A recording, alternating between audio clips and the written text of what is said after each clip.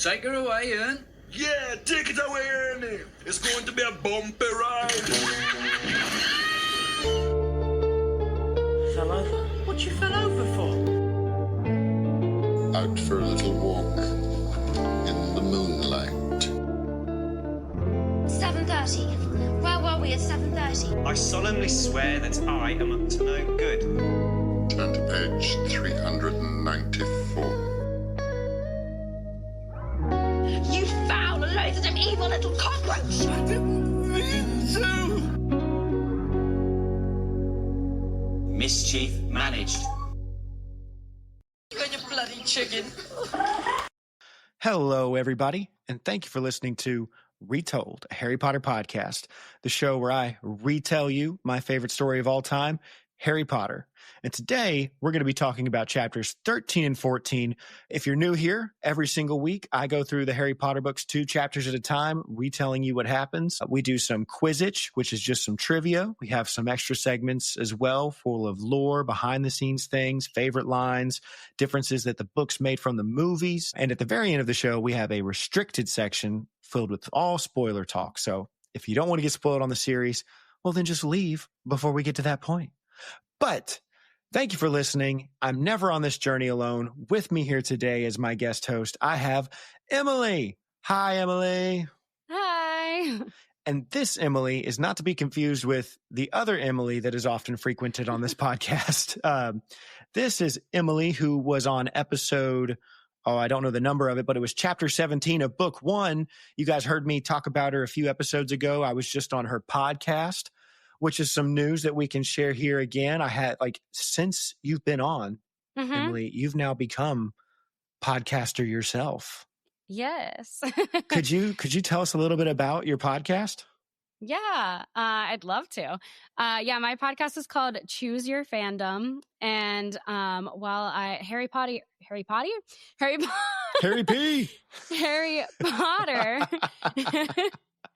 is one of them. Obviously, you were on my episode talking about that so far. But I have so many fandoms that I love a lot and didn't want to focus on just one. So I have a bunch of different guests come on and talk about different fandoms that they're a part of. Like we have a Marvel episode. We even have a Bigfoot episode. I was going to shout out the Bigfoot episode specifically if you didn't. So really, yeah. Did you listen to it? I've listened to part of it so far. Yeah, that's my friend that I'm also meeting after we do. Oh, very cool. After we leave here, but there's a whole bunch. There's some more niche fandoms like that, and then Twilight, Marvel. Some big ones. There's some author ones. There's such a big world of fandoms. So hopefully we'll just keep going and going and going. Yeah. What episode would you say, because you told me a little bit ago you have like a bunch stored up. What episode are you like most looking forward to releasing? Oh gosh. I am really excited about I have this is very me, but I have a Disney princess episode coming out soon. I feel like that's going back to like the basis of like my beginning of like fandoms, because like that was my first like big thing that I was obsessed with and have clung to my whole life. But it's with a friend that also, when I worked as a princess, a party princess, she was in the same company. So we talk about princessing and Disney princesses. Aww. So it's very fun. And there's memories and everything in that one. Yeah. So are there any like princesses on the list that like might surprise people as far as like including them in the category of princess? Because that's sometimes a fun conversation of like who actually fits in the category of Disney princess or, Disney prince or something like that. Is there somebody on the list that's like maybe some people wouldn't think would be? We talk about it because we rank our princesses on the episode. So we're like, all right, so are we like including, like, what do we think about this one? Like Giselle is, live action mostly. And there's like one way that we were like, she doesn't really count because she's not in the Disney Princess franchise. But then when we're talking about Disney princesses, we're like, we can add Giselle in there.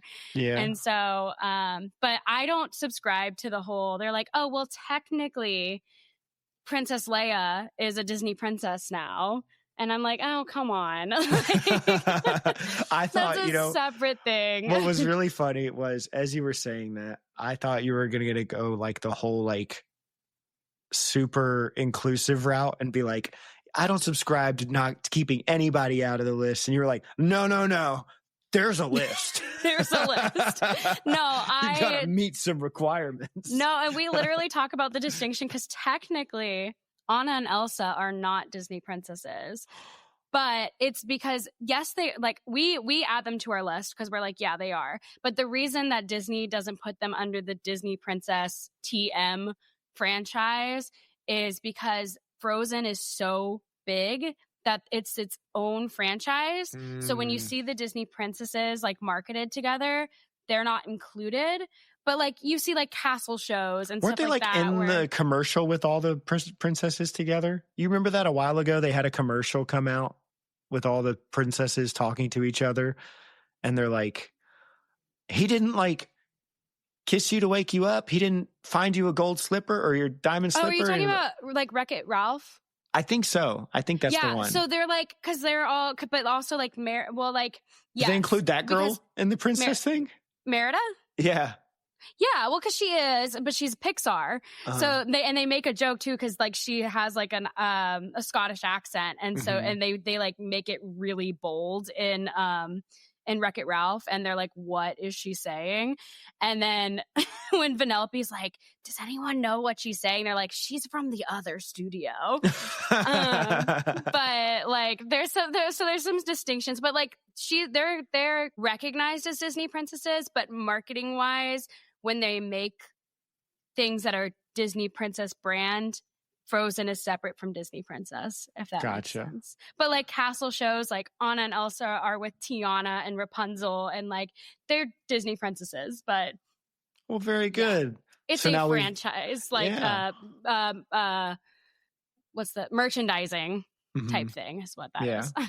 Well, now that we've learned a lot about Disney princesses, I was like, I had another thing that I wanted to continue that with. And I looked at it, I was like, we're already 7 minutes in. I should probably stop talking about Disney princesses. I'll say this for you. I might take it out of the episode though, but like the Disney character the Disney villain that looms the largest in my world or my memories is Ursula. And not even because of the actual show, but because I remember when I was 3 years old, I went to Hawaii, and I hardly remember anything from the trip because I was 3, but I remember sitting on the beach crying. I was just sobbing. All my relatives were out in the water. It was a huge family trip. They're all out in the water, and I'm sobbing, and I'm wanting them to come back in because I thought Ursula was going to kill them. Like I was like, she's going to get big, and she's going to kill you. That is hilarious and also valid. I feel like Ursula is one of the scariest villains to kids. She really is, yeah. Like, there's been a lot of kids that I babysat that would ask questions about Ursula, and I'm like, it's okay. She's out there, isn't she? I babysat for a family that believed in Disney characters, and they asked about Ursula, and the parents were like, do not say that they're not real. And I was just like, how do I do this in this where I can't just be like, it's just a movie? Because it's not just a movie. Yeah. I don't like that. How old were they? 6, 5, 6. Maybe 2 more years. They'll fall out of it. I was like, by eight, they need to know what real world is. But anyways. Well, moving on now to, you are a returning guest. You were here before, and I think, let me see if I remember everything properly. You are a Slytherin. All right, that's your Hogwarts house. Your favorite book? It was Goblet of Fire. Oh, that's right, because that's my favorite. And what was your favorite movie? Same one. All nice choices. And then, your returning question that I do for people who come back a second time is, if you were to teach at Hogwarts, what class would you most want to teach? Okay, so I have a follow-up question to answer this question. Okay. want like core classes or like electives are also Electives are included as well. Okay. Because I think like I said this, I think it was my podcast when we were talking about what our favorite like spells are. And I was like, it's not a spell, but I'm really interested in apparition. And they have that as, you know, you have to be 17 or whatever. But like that's a class that they break the rule of like not being able to use it at Hogwarts. You can use it in the Great Hall for learning it or whatever. But did you just do like a reread of the books recently? That's a deep cut.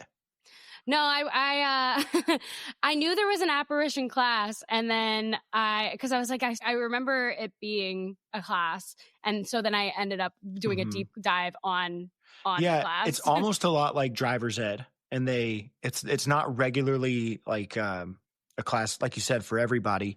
They bring in like a ministry official in their 6th year to teach them. And then he's only there for like a few weeks and then he's gone. So yeah, my deep dive said it was 12 weeks after Christmas. Okay, look at that. I'm glad that wasn't a Quizzitch question. I would not have gotten it.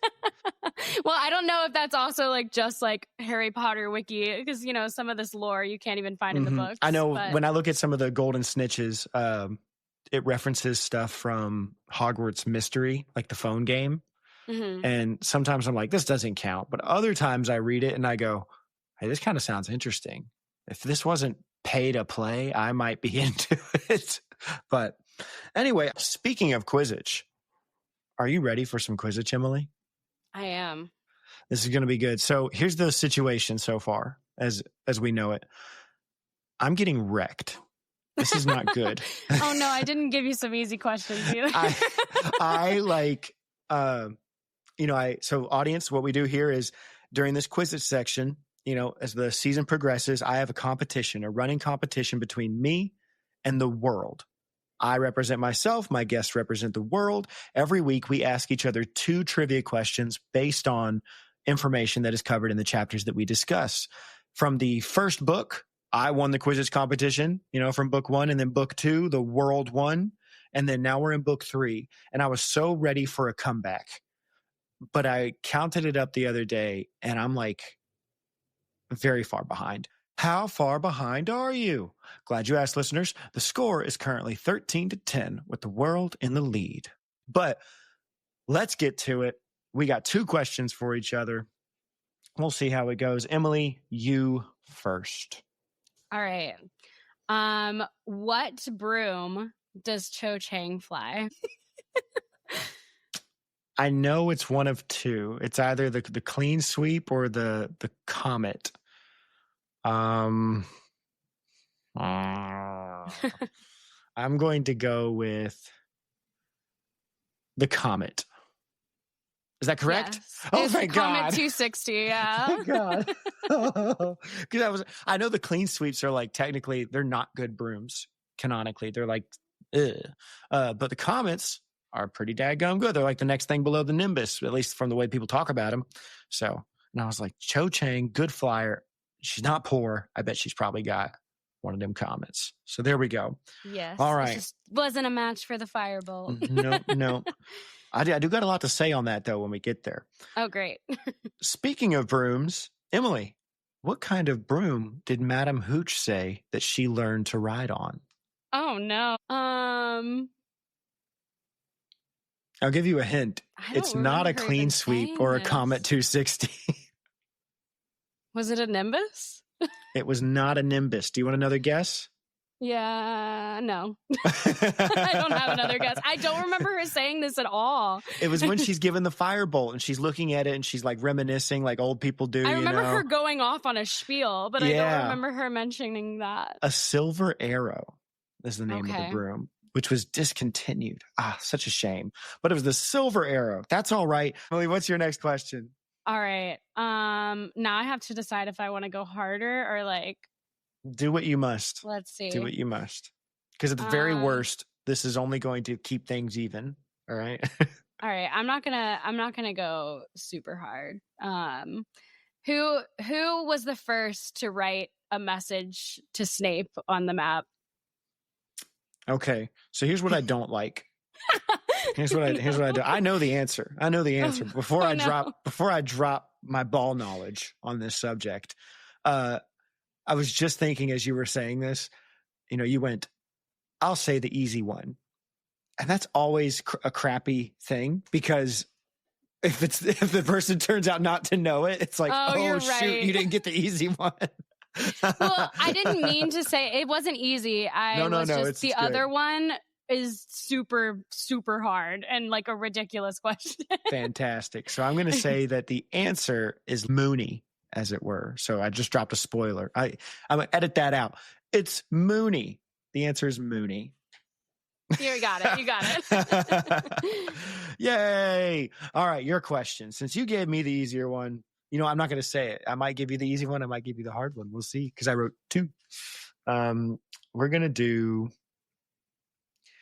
on whose shoulders was Malfoy standing when he was dressed up as a Dementor? It was Goyle. Goyle's correct. Ding, ding, ding, ding, ding. Was that your other question? No, I just remember being like, this could be a Quidditch question. Quizzitch question. Yeah, I do that now. I've never been afraid of it before, but now that I'm losing by so much, I just go, what could it be? What was your really hard question? Oh my gosh. How many pages of home life and social habits of British Muggles did Hermione have left to read? I don't know. Yeah, it's like a stupid, impossible question, but I was like, I don't know, if I feel like my questions are mean, maybe I'll bring it out. What was the answer? 422. 422. I hope you got that correct, listeners. Hope you got that correct. I probably, if it was asked, I probably would have gotten the 400 just because I just read these, but maybe not the 22. Maybe not the 22. So I'll give you one more fun for funsies too. Where do Harry and Ron go after Harry meets Ron at Honeydukes? Like the very first place that they go. So they're at Honeydukes, and then the very first place that they go right after. I had when you keep saying very first, it makes me like second guess. Yeah, because then they go to a few others right after, but they go to 3 places. Uh-huh. What's the first? Is it Zonkos? Zonkos is the second. Oh, they go to the post office. That's right. The post office, the owlry or whatever. Yeah. Ding, ding, ding. Because I remember thinking about the little owls that you can put in your hand. They only fly domestically. I was like, that's so freaking adorable. I like that. Okay. And now, audience. So first, good Quizzitch playing, Emily. All right. We finished with a score of 2-1. We don't know what that's going to do to the overall score. Future Barry will hop in and say it right here. Future Barry here. After this week's episode, the score is 14-12, with the guests still in the lead. Yay, me. I'm 1 point ahead of wherever I was just then. So congratulations to me, I guess. Audience, your question from last week was, what is the name of the Muggle Studies essay? Sorry, what is the topic of the Muggle Studies essay that Hermione was working on? And the answer to that question was, explain why Muggles need electricity.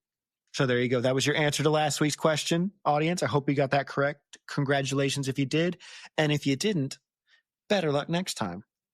Next time being right now. Your question for this week, audience, is name one thing that Harry buys from Zonkos. He and Ron leave that place with pockets full of gizmos and gadgets and goodies. I feel like Ariel, I got who's it's and what's it's galore. Is that the right lyric? Yeah. Okay, good.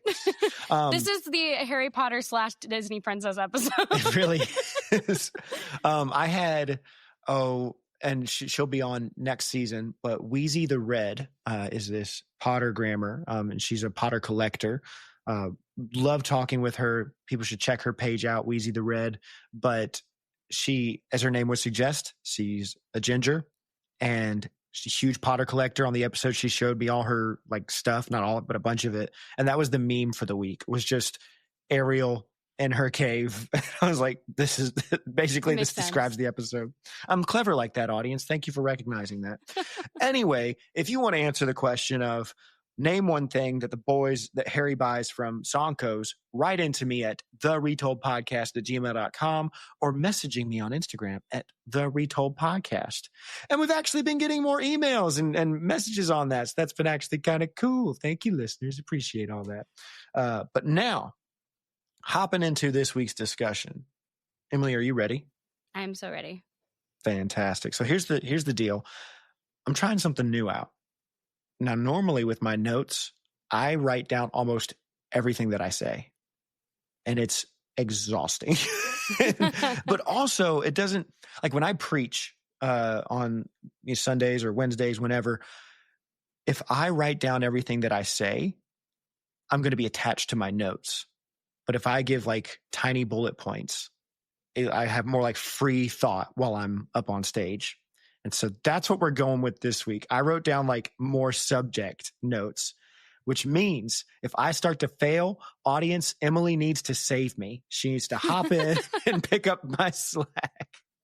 We're going to see how this goes. I'm looking forward to it. So chapter 13, Gryffindor versus Ravenclaw. So Ron and Hermione are doing their best Ross and Rachel, because they're on a break. True.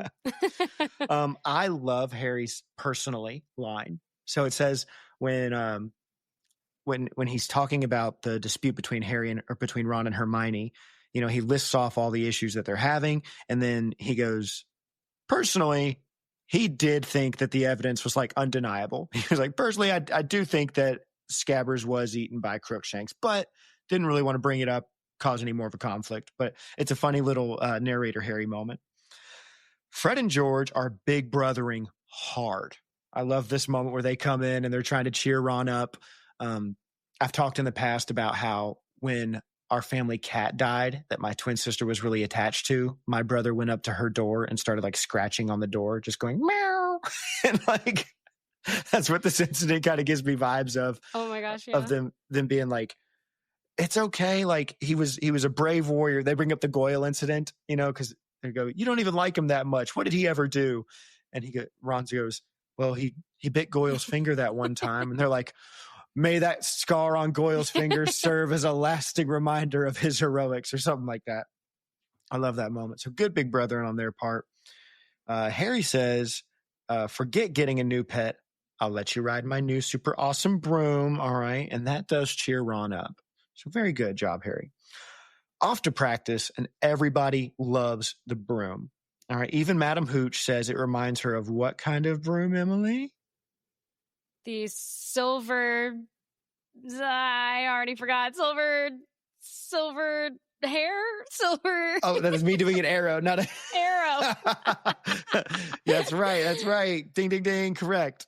30 points to Slytherin. So it reminds her of the silver arrows.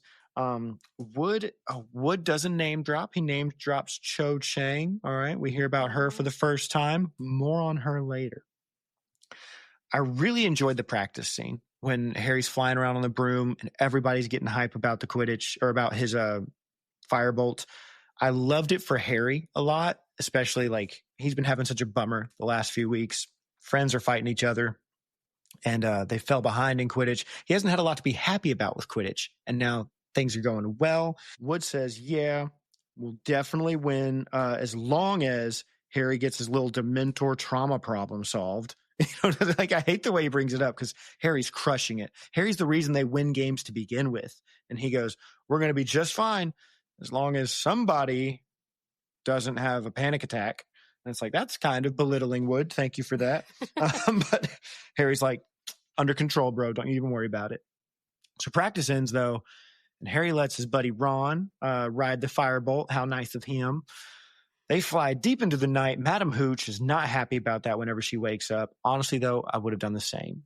Makes me think of the times that I would tell my parents, like, hey, I'm only going to game for like an hour more. That's it. Yeah. But if they don't come down to get me, like if we're going somewhere, it's like, shoot, I guess I can game a little longer. And that's kind of how they treated it. Yes, absolutely.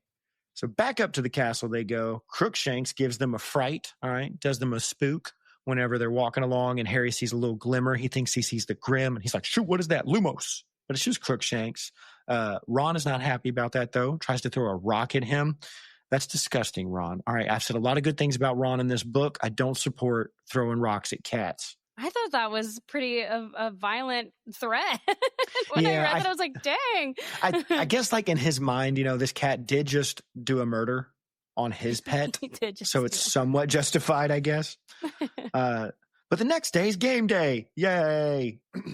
Yay. Harry, same as usual Potter, hogging up all the attention when he walks into the Great Hall with his firebolt. Everybody's like, ooh, ah. Some kids in the corner are like, that's what you get when you're the main character. And even our glorious King Cedric says congratulations to Harry, walks up to him. How nice. Hufflepuff represent. We do have a weird moment, though, where Penelope and Percy are like wanting to look at the broom. And Penelope, it says Penelope even wanted to touch the broom.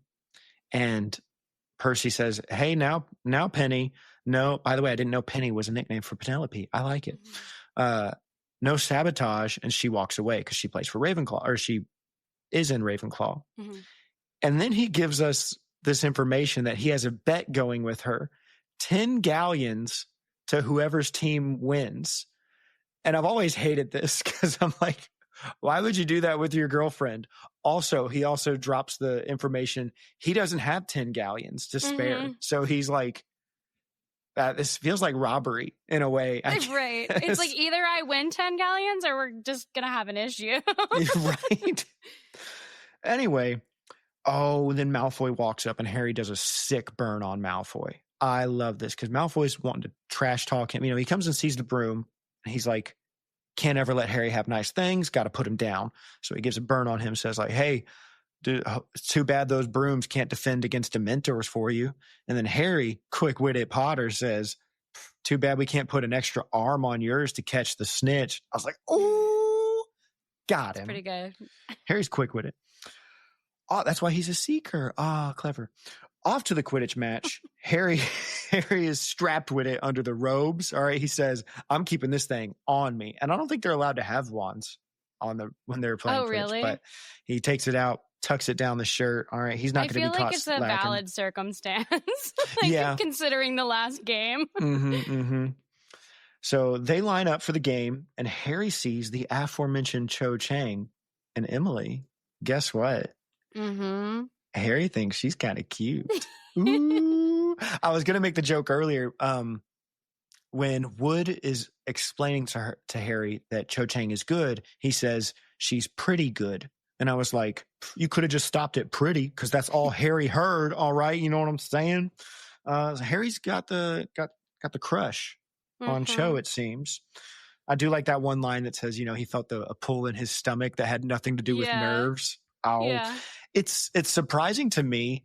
And we talked a little bit about this on your podcast, especially when it comes to book 6, I guess it's just some people try to paint it as how good J.K. Rowling was at capturing the male experience of having a crush. But I guess it's probably just a universal experience, like male or female. You're probably, I remember one time a person asked George R.R. Martin, how are you so good at writing female characters like you being a male? And he goes, well, I just picture them as people. And then I go, what would a people think? I love that so much. Yeah, but also like go ahead. Interesting to hear that you're validating that is how a boy would feel, because I'm reading these being like, oh, but this is a boy written by a woman. So, is this how they would feel? It very much does, especially in this moment, and even more so when we get to the romance stuff in book 6. But yeah, so good on that. I guess everybody likes people, I guess. People like people. We do get a normal handshake for once. So something that is mentioned when Wood goes up to shake the captain of Ravenclaw's Quidditch team, goes to shake their hand. That's all it says is a handshake. However, every other time there's a handshake mentioned before a Quidditch match, it's always something weird where Wood and the Slytherin captain are trying to break each other's hands. Or in the last one, when he shook Cedric Diggory's hand, Cedric was smiling and being nice, and Wood is just stone-faced, just kind of so stressed out. So we get a normal one. Anyway, match starts. Harry's flying super fast, and Lee Jordan up in the commentator's booth, just like 1-800-Firebolt, y'all. Call today for a good broom. You know what I'm saying? He's advertising hard. I bet he does the marketing for Fred and George based on what I've seen now in this chapter, with all their jokey joke stuff. Yeah. But McGonagall gets on his case like usual. It's a nice throwback to book 1 when he's talking about how pretty he thinks Angelina Johnson is. And she's like, Jordan, stop it. Same type of thing here because he keeps talking about the broom. But Cho Chang, this is what I want to talk about. She is crushing it. Okay. I know, obviously, she didn't do a good enough job. We'll get to it. It's Gryffindor. We know they're going to win. But even on Harry's superior broom, which everybody says is the greatest broom out there, she is like thwarting his plan strategically. Like she's keeping pace with him, messing with him. Eventually, he does outsmart her with the dive stuff. But I think a big part of it is like she seems like she's actually a pretty daggum good Quidditch player. I love I got excited. Like, obviously I want Harry to win. Like, he's the main character. So I'm like, come on, Gryffindor. But reading the line that's like, and Cho, forced him to go back or was forcing him to go back or whatever when he was trying to do one thing and she's forcing him to go elsewhere. I was like, yeah, Cho. And I was like, wait, why am I rooting for her? Well, I liked the moment. I think my favorite part to do with Cho in this match is at one point, I think Wood tells her to it's not the time to be a gentleman. All right, knock her off her broom. And she smiles. He looks back at her and sees her smiling. And it's one of those cool moments too. Often it's not often in sports that you see a woman besting a man. And when it happens, it's like, you go, girl. All right. So she's killing it, getting it. Anyway, but what Cho doesn't know is that dives are Harry's speciality. I thought that was this is the way that this part is written is wild to me because it says that I got to pull up this line. This line is just nuts. I messed up the way I was going to say it, so I'm just going to read it from here.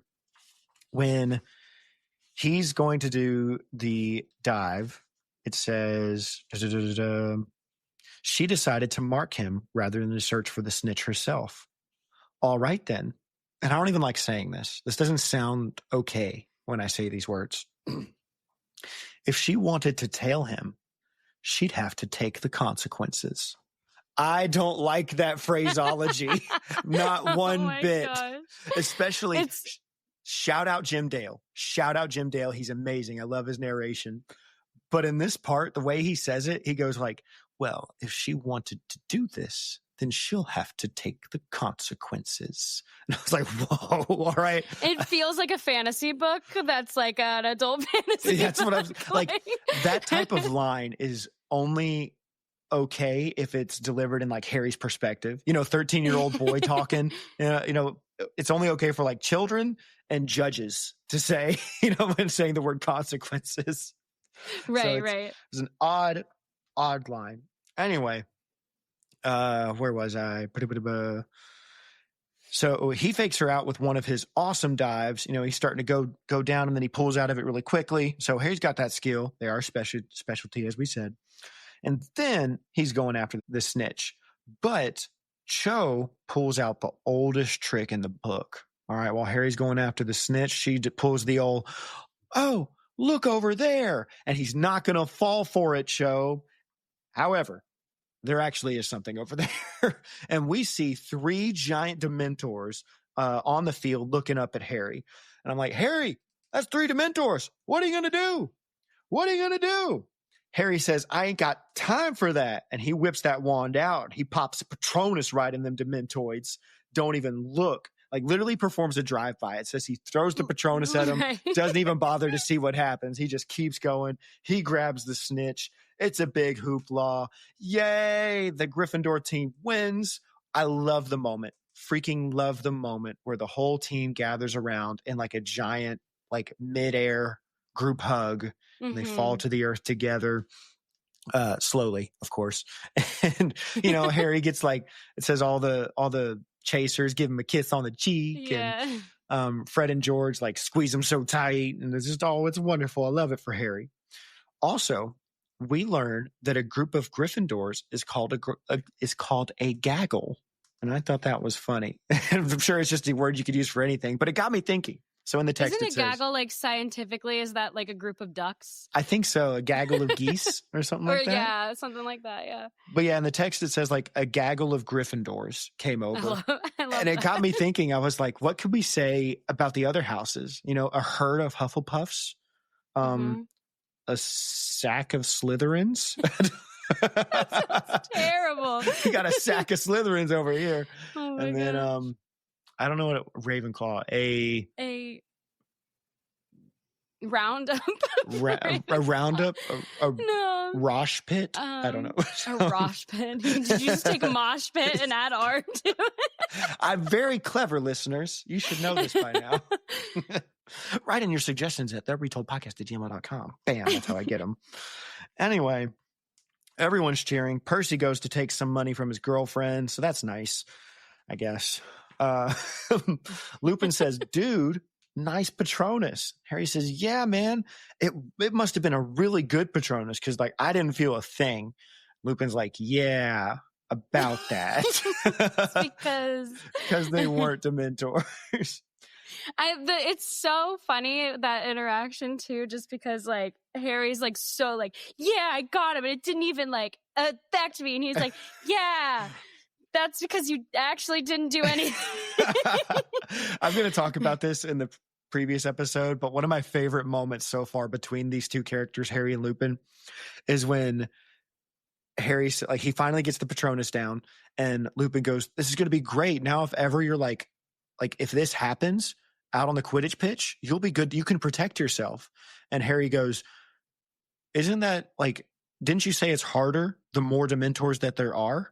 And because the first time there was 100 on the field to take, I was like, 100? There was 100. He's like, didn't you say it only worked if there was one? And Lupin was like, yeah.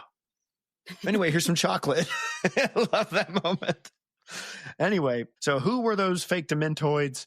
It was Malfoy, Crabbe, Goyle, and Marcus Flint. All right. And McGonagall blasts them. She's on them. She goes, of all the underhanded, no good tomfoolery. I forget what else she says. Something like trying to mess with the Gryffindor Seeker, sabotage.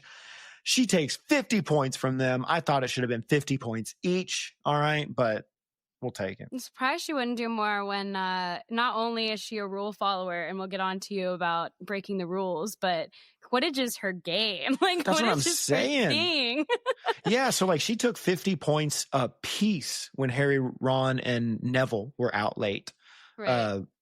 And I thought, they are like trying to make a kid have a panic attack in the middle of a school sanctioned event. I feel like that's worthy of 50 points apiece, I'm gonna be honest. Mm-hmm. Anyway, it's party time. Fred and George sneak off to get some butterbeer and snacks, and that common room is bumping all night long. They're having a good old time. It's fun. I love it.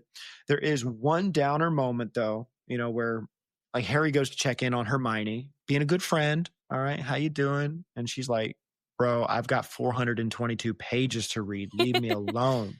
But she's trying to, and she says, besides, he wouldn't want me to be a part of this anyway. And Harry's very like, I love his inner monologue. He's always very logical and assessing the situation, arguments.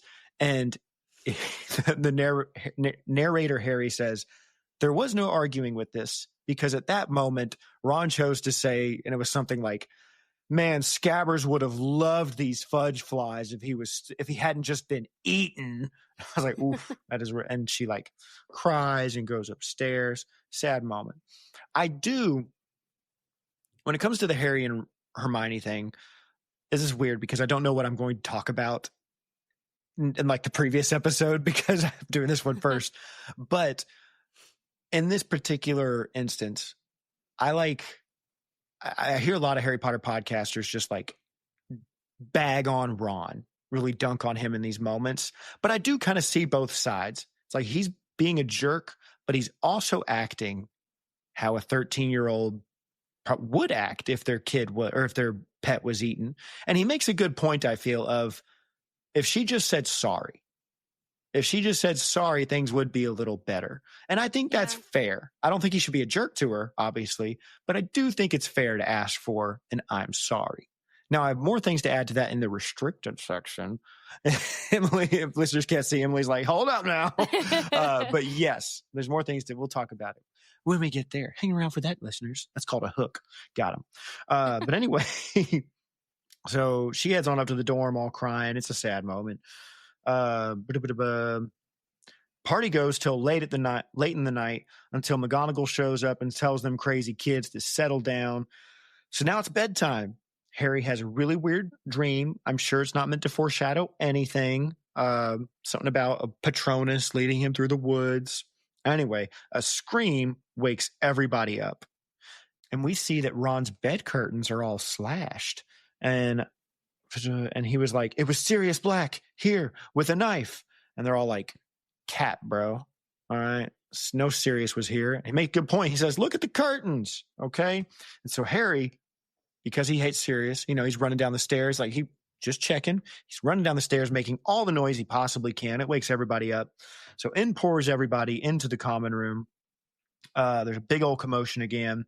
Percy says, what is the meaning of this? He is head boy, by the way, Emily. I don't know if you know this. He's head boy. So it's his responsibility here. I don't think he's ever mentioned it. I don't think he knows, but no, he has me to tell people for him. So Ron says, it was Sirius Black in the with a knife. Percy says, shut up, Ron. This isn't Clue. McGonagall's not happy. She walks in and Ron tells her that, hey, Sirius Black was just in here, tried to kill me. She says, don't be foolish. He can't get in here. He doesn't know the password. Well, go talk to Cadogan. So they take it outside. McGonagall goes and talks to Cadogan. Long story short, it's true. He did let Sirius Black in because apparently Sirius had found a long list of all the passwords that somebody must have dropped from before. What was my note? I wrote, that's when all my listeners are like, oh yeah, Barry warned us about that last episode. I did, listeners. I did. So thank you for picking up on that and remembering that. So I have 2 notes on this. 1, McGonagall's kind of mean here. All right. When she comes back in and she reprimands Neville, like, it's wild to me. She's setting it up for him to get bullied on it. Yeah. Like, it's pretty bad. For as good of a teacher as she is, like, I think she slips into the baseline Hogwarts low level of teachers here, where she just like, I feel like the first thing that a teacher should do in this situation is go back in, make sure Black isn't still in the room, keep things safe. But rather than that, she's about the business of pointing fingers. All right. She gets back in there. Like, what idiot? It was really something like, what absolute moron. I forget how she says it. I think does she say idiot? She says something like that. Left the passwords lying around, and it turns out to be poor little Neville. Poor Neville raises his hand. I know. It says he lets out a little squeak. My other note, Sir Cadogan, Emily, in your opinion, did he do something wrong? All right. He was given the password. All right. Reading this, he just seems so nonchalant about, yeah, of course I let him in. Yeah. Didn't give it a second of thought. Thought it was important. Like, when I'm reading this, I'm just like, well, like, but, like, I think like, everyone knows about the Sirius Black thing around Hogwarts. That's why the last portrait had to leave. Right. So it's like, you're not unaware of, like, the happenings. And I don't know. I'm like, are you just... my thought was like, my literal thought reading this was like, are you just so safe in your own little, like, picture world, which you're not, because of Sirius Black. It's not... It seems to be that you're not as safe as you think you are. Yeah, what it makes me think of, this is a weird story, but my dad, he used to be a police officer in Atlanta, and he worked in, like, the drug division. And one of the ways that police officers often get people for drugs is they pose as fake dealers. And so... Like 21 Jump Street? Yeah, 21 Jump Street. And so my dad, he and his crew pull up in a big white van. and they're at a gas station, and this guy comes up to them and says, like, are you guys the police? Like, nah, we got drugs. You want some drugs? No, I think you're the police. And they go, promise, we're not the police. So the guy gets in the car, and he looks around and goes, are you guys sure you're not the police? Because last week I was in a van just like this with a couple of people that look just like y'all. And they arrested me. They were like, wasn't us. He goes, all right. And he pulls out the drug. Oh, so I guess he was selling the drug. That's what it was. But he pulls out the drugs, and then they locked him up right there. And that's kind of what this story reminds me of. Like, Cadogan, you know what he looks like. He was here just a few weeks ago. But right. Anyway, that's the end of the chapter. Yay! All right, Emily, you got some favorite lines for me? I do. I have, I wrote the page number down for some reason. I guess I just didn't want to write the whole line down. So listeners, this is our favorite line section. Once we get to the end of each chapter coverage, we talk about our favorite lines. And so hit me with it, Emily. Okay. I do love, and we mentioned it, that this was a great moment, but when they're talking about Scabbers biting Goyle, and Fred says his finest hour, and Fred is unable to keep a straight face. Let the scar on Goyle's finger stand as a lasting tribute to his memory. And then he like goes on to say, come on, Ron. Anyways, yeah, I guess that part. Yeah, I had that one written down too. It's a very good line. I love Fred and George too. I think I know when we talked about my favorite characters, like I said McGonagall, and she is one of my favorite characters, but I'm like, I don't know how I didn't say Fred and George. I really, every time there's something with them, I'm like, oh, I love them. I mean, I easily see you hanging out with those two. I think you even said that on your episode. That's you were what like, I said, that's who I would they would want be to my hang best out friends. With. Yeah. So one of my favorite lines is, oh, it's the Cho line. She smiled at Harry as the teams faced each other behind their captains, and he felt a slight lurch in the region of his stomach that he didn't think had anything to do with nerves. Ooh. Careful, Harry, you'll catch cooties. All right. What? Do you have another one? My other, I had another moment. Both of these I had one line and one moment, but it's just it was the Cho, both her, we already mentioned it, but when she cuts off Harry, and then also her smirk after knock her off her broom. She's like, you can try. You ain't gonna get me. Come at me, bro. You and your freaking Nepo baby broom, all right? I earned this skills myself. She's like, I got actual talent, yeah.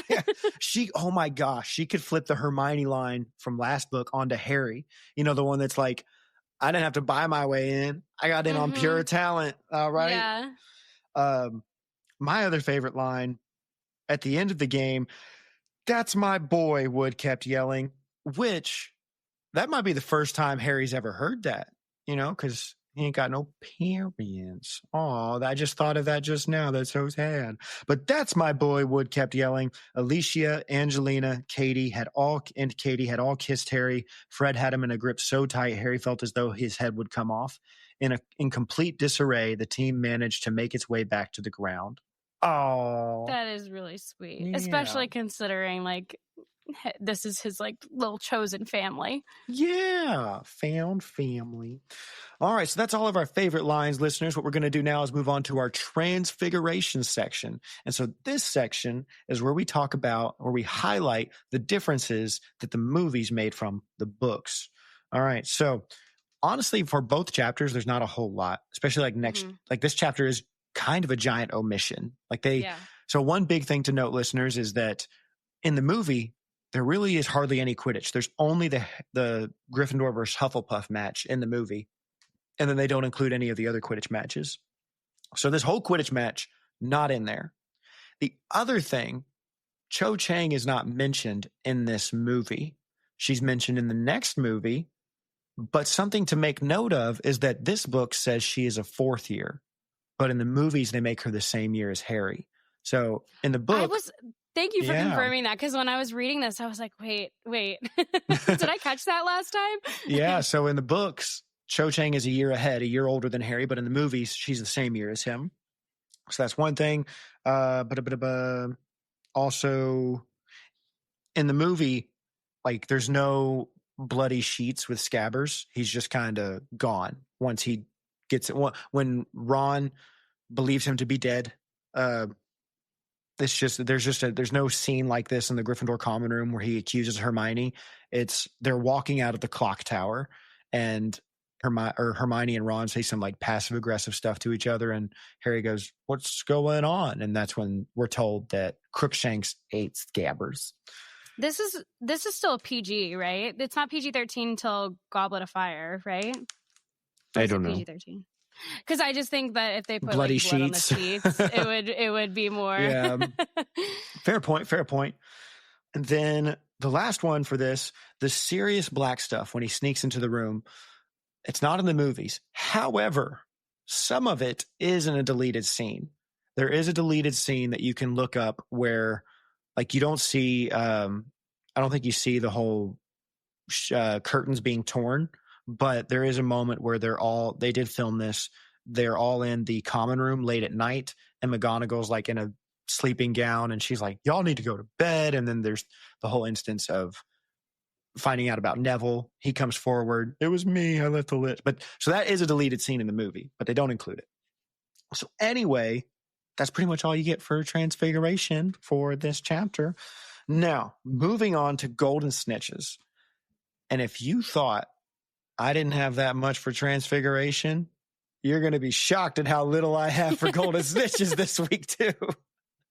I think one thing I'm wondering is, like, as we go deeper in the books, a lot of stuff gets covered, and that I mentioned it before, so I don't pull it up again. But I think especially in book 4, when the world really opens up, we'll get a lot more Golden Snitches there. Mm-hmm. But I only have one for this chapter. And Emily, would you like to take a guess what it could be? I don't know. It's the Silver Arrow. Oh, gosh. It's just being wiped from my mind over and over again. The Silver Arrow was a broomstick produced by broom maker Leonard Jukes and was the true forerunner of the racing broom. It was capable of speeds greater than the Oak Shaft 79, Emily, okay, or the Moon Trimmer. These sound like How to Train Your Dragon dragons, like the Moon Trimmer. It can go up to 70 miles an hour with a tailwind, so it was very fine for that time. That's an odd way to end that sentence. But Leonard worked alone, and the demand outstripped supply, so it was eventually replaced by the Clean Sweep series. Behind the scenes, the Silver Arrow was probably named after the first Muggle-made racing cars, Silver Arrows, in the 1920s, which was a forerunner of the ones produced today. Is that like a real thing? There's Silver Arrow race cars? I don't know. Maybe. I'm don't not know. a car person.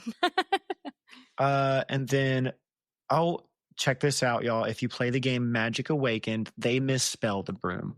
So they got it wrong. I wonder about this Leonard Jukes guy. Who's he? I can click on him since we don't have that much. Leonard Jukes was a wizard and a broom maker who created the Silver Arrow broomstick. Wow, I didn't know that. I clicked on his page.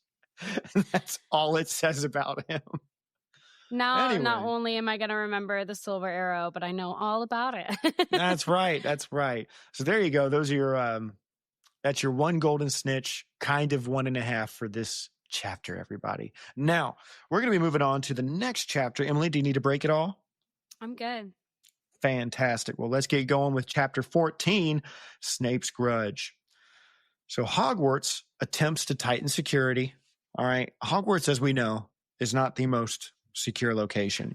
It's talked about. Hogwarts is like a fake it till you make it. I feel like that line when Hagrid says safest place, except for perhaps Hogwarts. I think he's just like trying to speak it into existence because it seems like it's really not. It's like they all are, because McGonagall says that at one point too. There was like, how would that happen here? That's impossible. I think that was even about him getting into the dormitory. But it's like you guys have magic. All right, they really you have believe magic. it. I'll read this line though because these are all their security measures they take.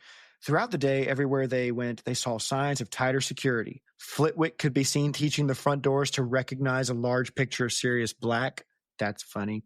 Filch was suddenly bustling up and down the corridors, boarding up everything from tiny cracks in the walls to mouse holes. Circa Duggan, he was fired. So sad. His portrait was taken away, and the fat lady was back. She had been expertly restored and she was still extremely nervous, but she had agreed to return to her job on the condition of given extra protection. And that extra protection is a bunch of giant trolls. See, here's the thing. Before I even finish the sentence, we're talking about safety here. What's the safest thing for these kids? I got it. You remember in the first year, that creature that tried to kill a bunch of first years? Let's bring a bunch of them in. Let's bring a bunch of them in to protect the aforementioned child he just tried to kill. So great plan. Wouldn't expect anything less of good old Hoggy Hogwarts. Ron's famous now. All right. So everybody's asking him about what happened. I heard you almost got attacked. That's crazy. And narrator Harry says this is the first time in his life he's actually getting more attention than me. And Harry doesn't mind. All right. He's like, I've had enough attention. But this is the funny thing to me. Ron doesn't know how to handle fame. All right. Because I feel like you would make yourself sound good. But in this story, he does not make himself sound good. So there's a bunch of second-year girls wanting to talk to him about what happened. All right, he feels so important. The girls are talking to him. And he goes, I was asleep and I heard this ripping noise. And I thought in my dream, I thought it was in my dream. But then there was this draft. I woke up and one side of the hangings on my bed had been pulled down. I rolled over and I saw him standing over me like a skeleton. Skipping ahead. But I like this part. He looked at me. And I looked at him, and then I yelled. It's like, you don't sound the most brave there, Ron. And then I screamed. I screamed. My favorite part about this, again, referencing good old Jim Dale, is the way he delivers this. Because the whole paragraph is so funny, the way he voice acts it. But he's like, and then he looked at me, and I looked at him. And then I yelled. I love it. It's so funny because I listened to this book recently, and then for this I went back to and read these 2 chapters. And when I'm listening to Jim Dale, I love his voices, and I love it's like hearing everything very differently too than the movies. But then once I'm reading it, the movie voices are back in my head, even if it's because this stuff, a lot of this stuff isn't in the movies, but I'm still hearing their even Jordan, his voice was in my head. Yeah, I think when I read these books, it's a weird mashup of the two. Like with Hermione, I definitely hear Emma Watson. Mm-hmm. But I think with Ron, I picture Jim Dale more than I picture Rupert Grint. Like the voice, I obviously see Rupert Grint in my head, but yeah, it's a weird mashup of the two. Yeah, I see that. Yeah, this is my first time hearing the Jim, because when I read this the first time I read the books, and so this is my first time hearing Jim Dale's, but my best friend swears by him, so that's why I'm going with him instead of Stephen Fry. It really does give a cool, version of the book and a twist on the characters that's, actually enjoyable. Maybe, though, by the time this episode comes out, I forget if it's October or November, but the first of the new audiobooks will be out by this point, where they have all those brand new actors and stuff. Yeah, so that'll be really cool. I am trying to because I get them on Libby usually. And because buying the audiobooks is so expensive on everything. It's ridiculous, especially Goblet of Fire. And the Goblet of Fire wait is it was 20 something weeks or something, and I was like, I'm gonna have to find a different library to but I someone was like, oh, you can try the I didn't know Stephen people Fry still version. use the library. That's crazy. For the audiobooks I use because Libby, you put your library card in and you can borrow digitally from whatever library. And but someone was like, well, you could do Stephen Fry, it's less of a wait. And I was like, no, I have to wait for Jim Dale. Yeah, what's so cool about these the audiobooks is the different actors they have playing some of the characters. Like we have Keira Knightley is going to do Dolores Umbridge. I'm curious to see how that one's going to go down. I did not know that. Did you watch Game of Thrones? Yeah. Robert Baratheon, that guy, he's going to play Hagrid, which works perfectly. Yeah. Okay. Kit Harington, Jon Snow, he's going to be Gilderoy Lockhart. No way. Yeah. Me, magical me.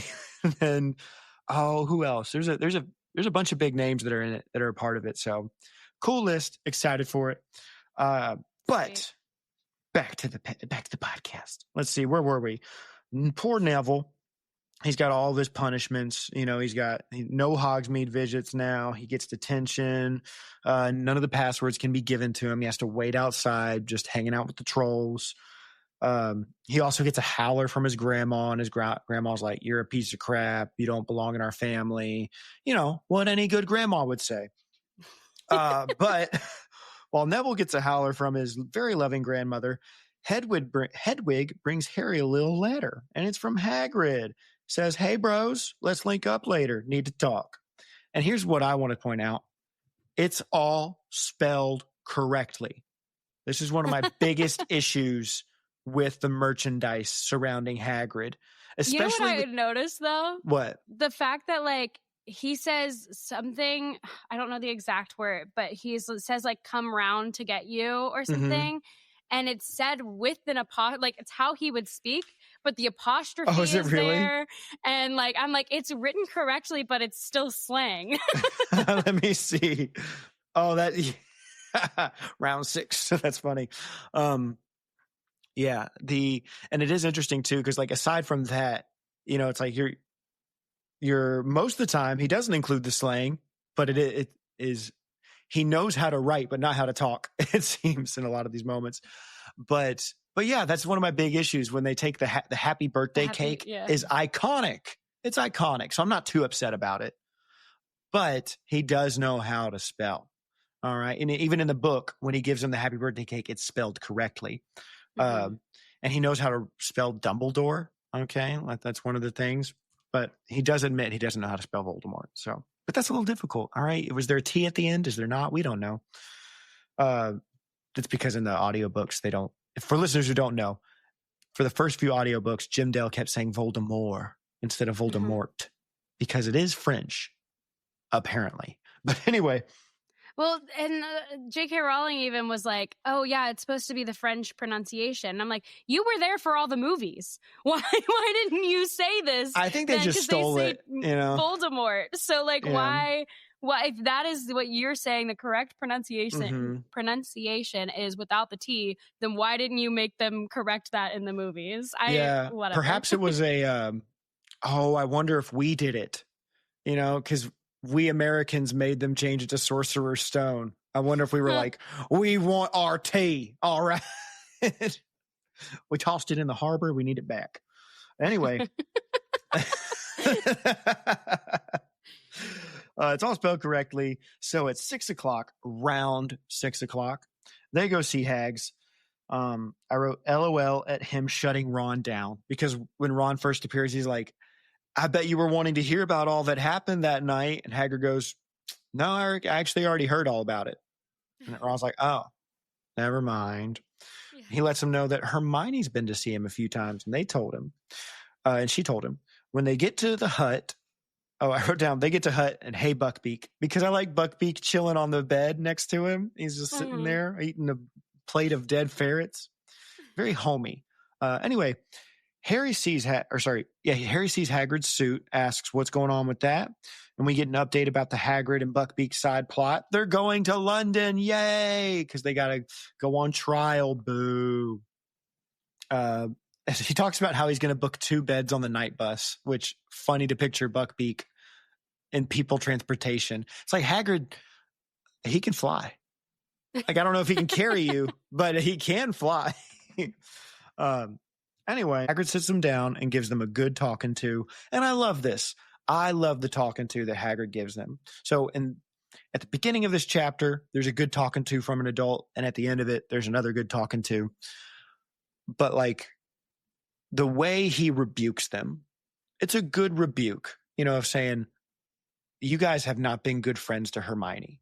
And Ron's like, but her cat, and he cuts him off like, acted as all cats do. Now, I know this is rich coming from Hagrid, but still, it's like, it's very good advice of like, I love that line when he's like, I would have just thought that friendship meant more to you guys than what's going on here. And I even appreciate the fact that when Harry tries to apologize about not helping him prepare for the trial, Hagrid's kind of just like, I'm an adult. I'm okay. I'm not the one you need to worry about. Go make up with Hermione. And they're like, all right. Things are going well. They bro out, talk about some sports the rest of the time. It says like they discuss Gryffindor's chances of winning the Quidditch Cup, which is funny to me because it's like there's only like one more match. It's not like there's that many different scenarios to walk through. But anyway, they head back on up. Back in the common room, we learn about the next Hogsmeade trip. And I wrote this down. Emily, Hagrid had done so much to help Hermione here, and in a quick moment, she just ruins it. All right? Like, I do blame her on this one. And so here's what I mean. She's right, but it's her delivery. Like, so they sit down, they're excited because they're like, oh my goodness, Harry, how about we do some breaking of the rules? You sneaking off to Hogsmeade. And the first thing she says, like she's had this issue with them. And again, I'm not bagging on her too much because, they're freaking 13 years old. Emotional maturity shouldn't be that high. But I'm just expressing, I think she was wrong to just come in guns a-blazing with no prior groundwork going, I'm going to tell on you if you do that. It's like, dang it. Hagrid just did so much legwork to try to fix this, and it's ruined in a moment. Yeah. So, yeah, they pop off like they get mad at her. And there's a moment, I hate this moment, when Ron is yelling at her, Crookshanks hops into Hermione's lap, and like Ron is disgusted by Crookshanks. And it says Hermione looks at like the awful expression on Ron's face and just runs upstairs. Oh, it breaks my heart. It's such a sad moment. Yeah. Anyway, Harry does tell Ron that he'll go to Hogsmeade, but this time he's definitely taking the cloak. And Ron is like, bet. Don't know why you didn't do that the first time, which is a solid point. So anyway, come Saturday, it's Mission Impossible time. They got to get past Hermione and all the other teachers, sneak past everyone else. They pull a little trick at the Great Hall. It says Hermione's looking over at Harry, seeing if he's going to leave. And Harry's pretending like, okay, goodbye, Ron. I'm going to walk this way now. It's very convincing. I don't think Hermione's fooled. Really don't. Anyway, Harry runs into Neville, and I hate this moment too, but it is really funny because Neville's like, hey, I remembered you weren't able to go to Hogsmeade either. So how about we hang out? Oh, bro, wish I could. But what is I got to do? I got to go write my essay. Neville's like, great, you can help. He says, great, I need to go write my essay too. And Harry goes, actually, crazy. Just remembered, I already did it, which is not a good follow-up for Harry, who's usually quick on his feet, does not do this one well. You're bound to miss a few. And Neville goes, well, great, you can help me. And that's when Snape shows up, chases them out of there. Later, Harry gives Neville the slip, goes back to because he's like, oh, I just remembered that essay I told you I did. I left it in the library. So he heads on back, sneaks back down through the passageway, the one-eyed witch passageway, and he's off to Honeyduke's. Where am I?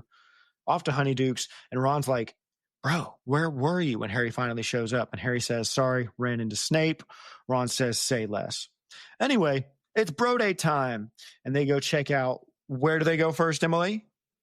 The post office. The post office with the little bitty owls that fit in. Baby owls. Fit in the palm. I don't remember of what they're Harry's called. They're called something, but they're so cute. Little baby owls is what they're called. That's what it is. Then they go to Zonko's and they get a bunch of products that, if you can remember any of them, you can write into the retailpodcast@gmail.com, listeners.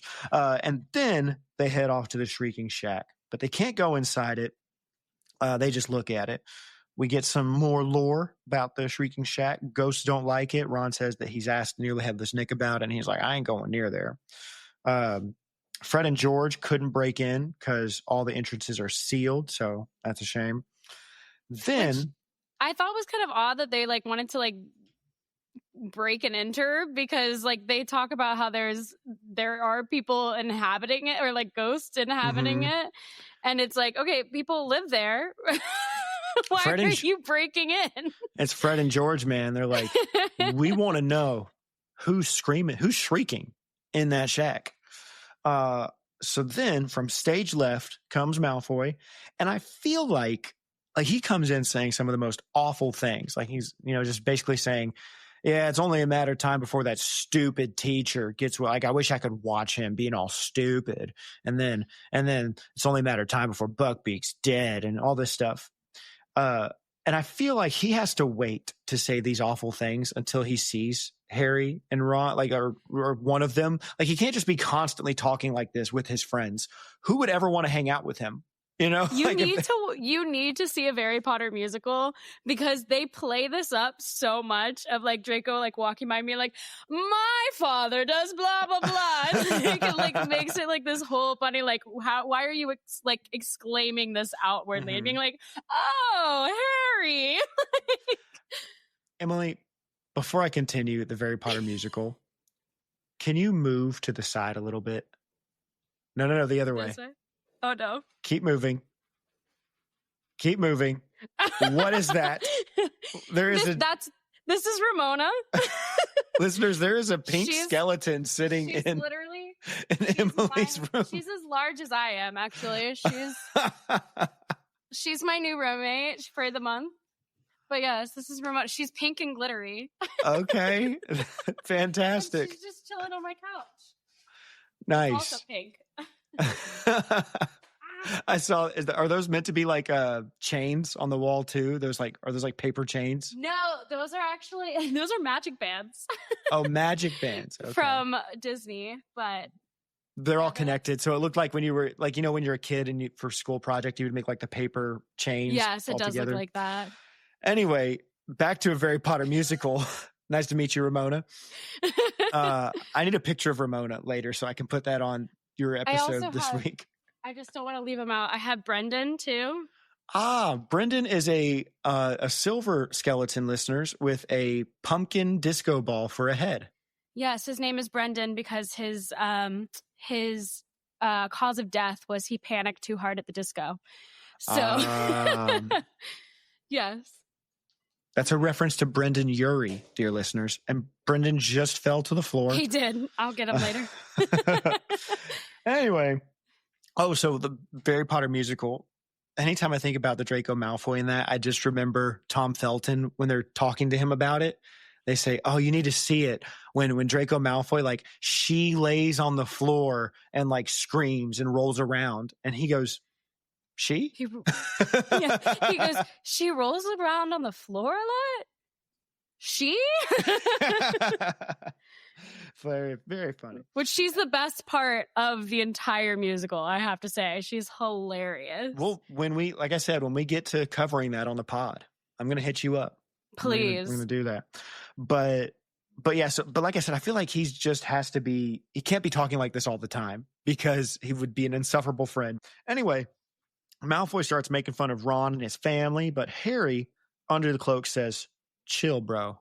I got this. And in the middle of Malfoy's next mean monologue, Harry does some mudslinging of his own. Get it? It's like it's not a metaphorical mudslinging, it's a literal mudslinging. Anyway, I wrote LOL at Ron's very haunted line. Yes, because, again, the way Jim Dale delivers it, but there's a part where Ron says, so the mud slaps Ron or Malfoy on the back of the head, just in the middle of his words, bam. Slaps him on the back of the head, and everybody's looking around, what the heck's going on? And Ron goes, and it says, as if he were talking about the weather, Ron just goes, yeah, very haunted around here, isn't it? And that's funny.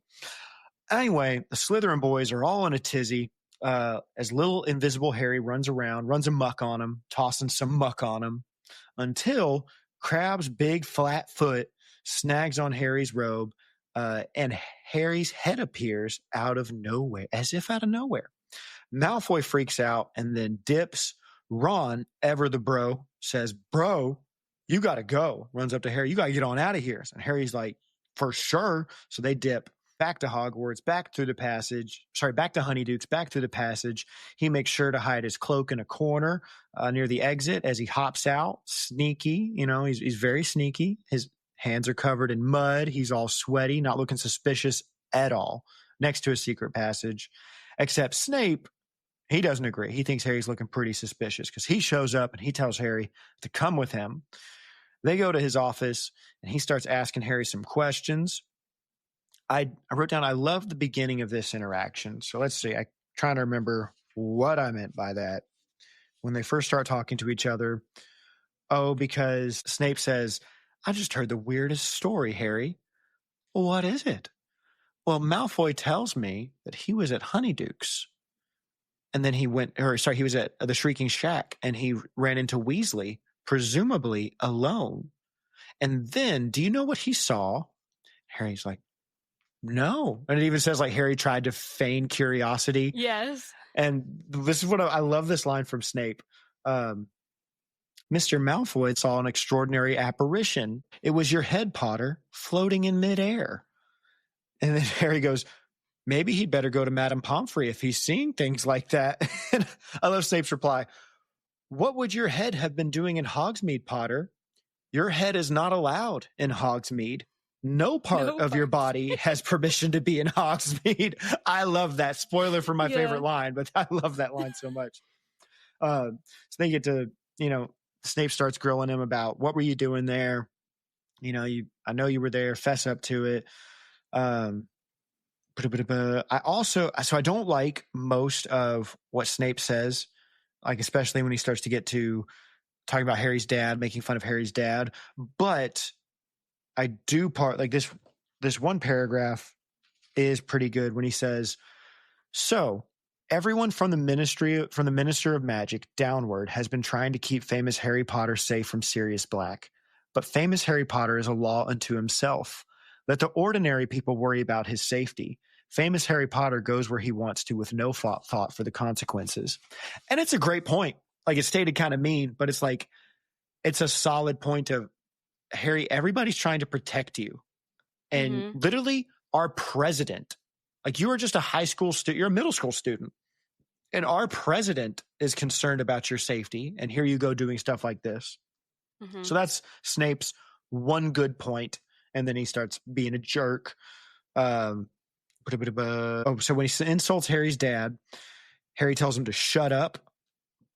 Pretty risky, Harry. He doubles down, man. He doubles down. I love that. Yeah. When he's like, "What did you say?" I said, "Shut up about my dad and keep my dad's name out your mother freaking mouth." That's what he said verbatim, actually. Verbatim. It's in the text. "My dad saved you." But Snape tells him, "Oh."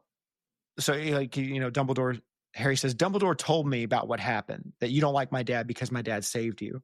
And Snape, ever the sassy one back, he goes, "Oh, really? Is that all the headmaster told you? Did he tell you everything about did he tell you the circumstances?" And Harry's thinking to himself, frick, he didn't.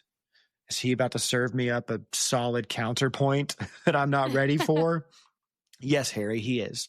And he ends up telling Harry that essentially the only reason your dad had to save me was because he was the one who put my life in danger to begin with. So he would have been, Snape says he was saving his skin just as much as mine.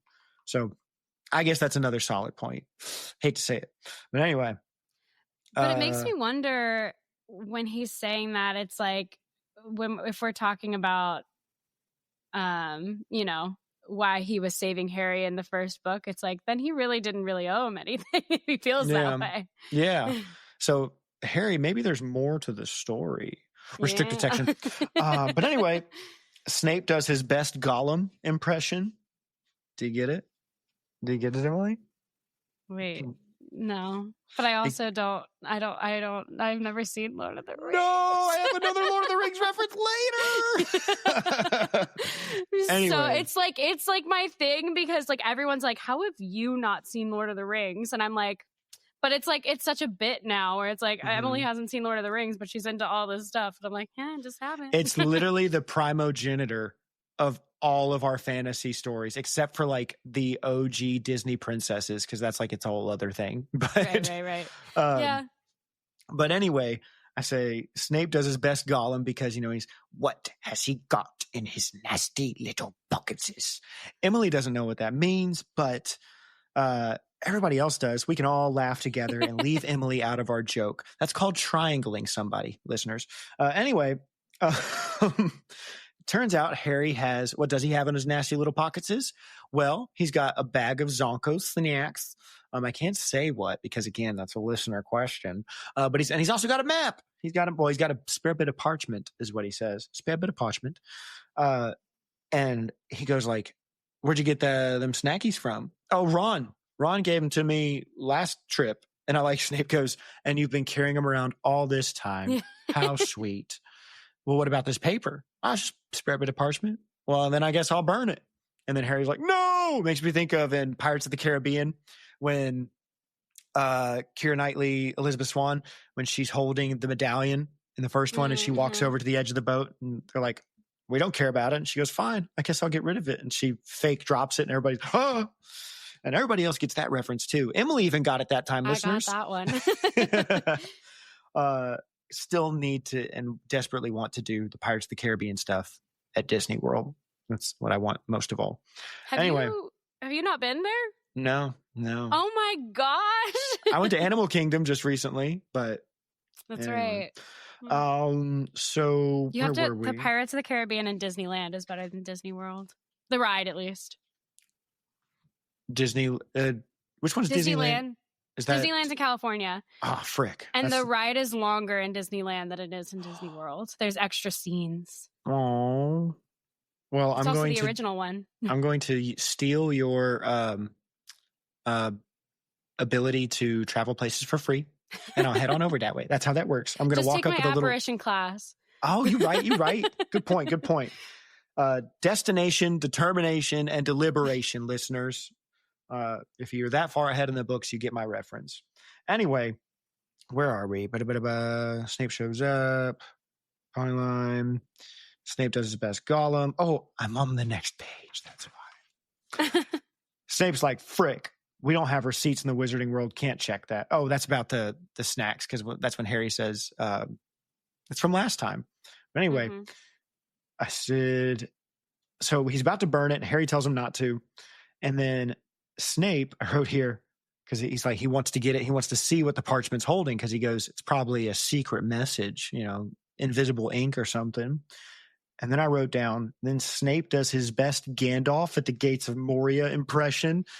Again, don't worry about it, Emily, but there's a scene Gandalf shouting at the gates, listeners, if you remember, or he's like, "Open up," saying all the different passwords. It's not working.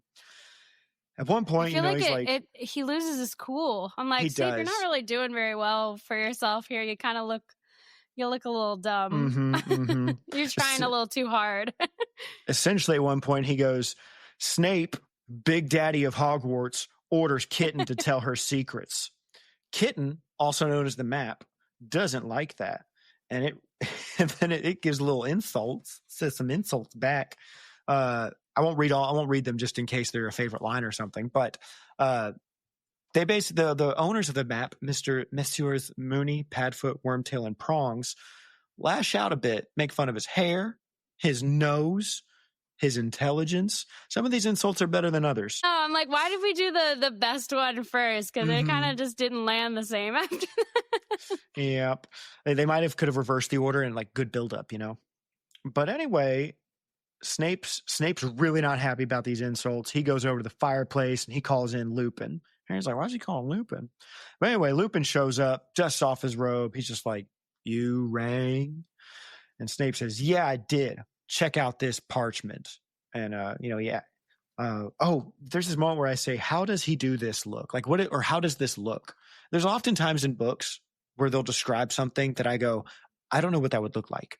But it says Lupin, with just a half glance towards Harry, gave him a warning not to interrupt. And I'm like, what would that would that? So just like listeners can't see what I did, but it's I was going to say, do you not try it yourself? Because every time there's a look that like, I'm like, and that, what would that be? It's like, I've got to try that. I do the same thing, but I'm at the same with this one. I was just like, I don't get it. You know, I just tried to do it again. Listeners, it didn't work.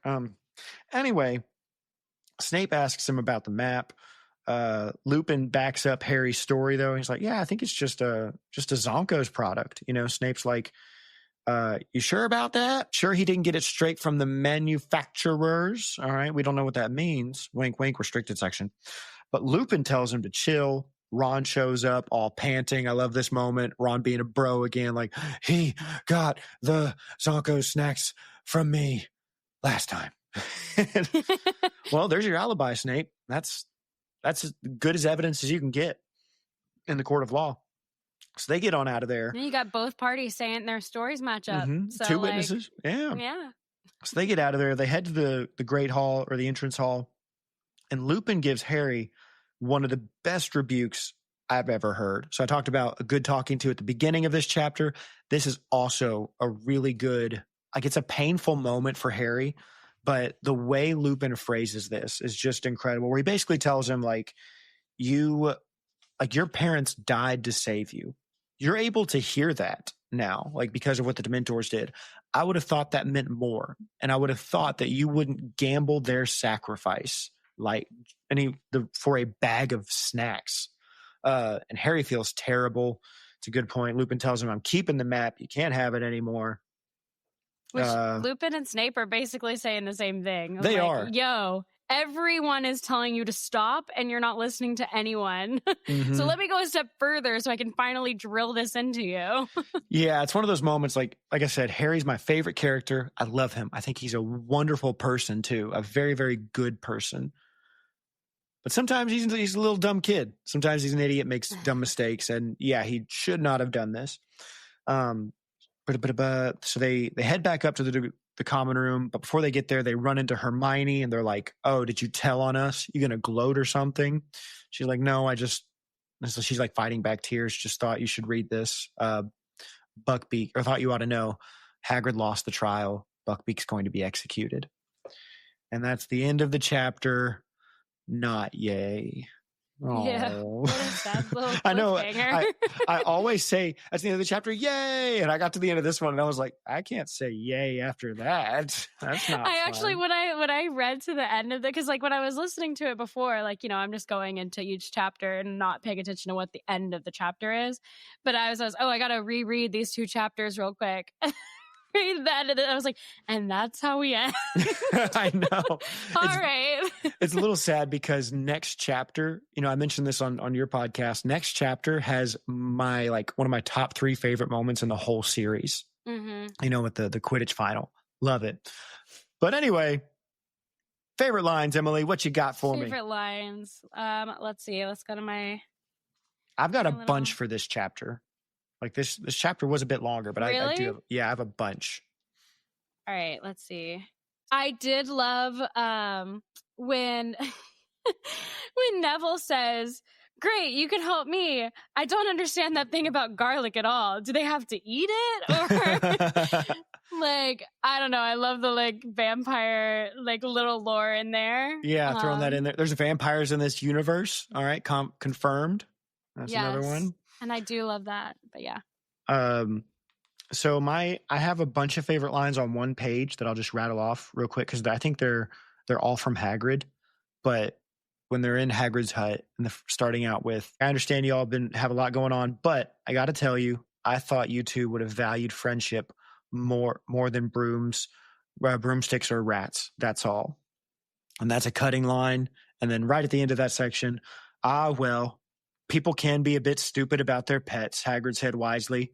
Behind him, Buckbeak spat a few ferret bones into Hagrid's pillow. That was my other one, actually. Yeah, sorry to steal it. No.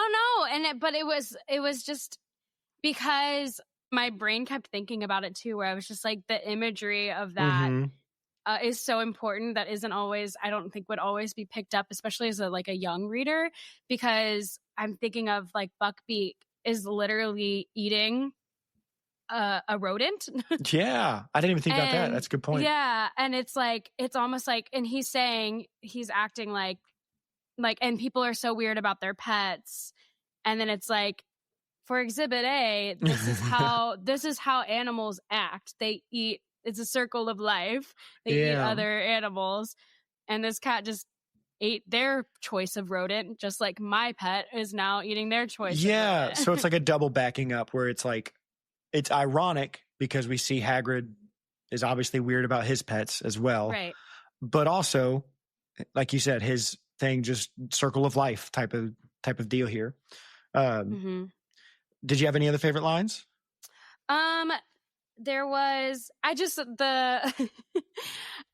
just reminded me of always being like, oh, this isn't good for my wallet. And I just like the line of, they left Zonkos with their money bags considerably lighter than they had been on entering, but their pocket bulged with beep. I'm going to edit that out because that's the answer to the Quizzitch question. You're right. I'm just do the first part. That's right. Just the part about the wallet. Yeah. I didn't give away any answers, by the way. I'll put over every single one, like beep beep mother beep. You should. I can't believe I just did that.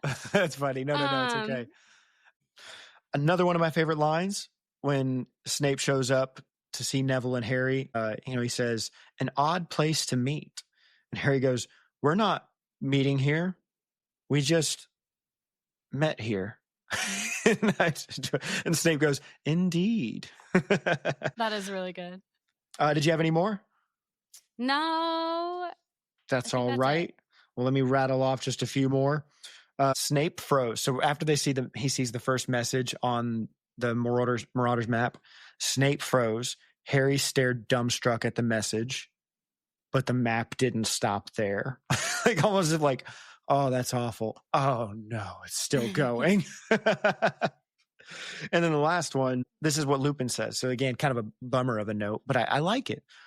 "Don't expect me to cover up for you again, Harry. I cannot make you take Sirius Black seriously.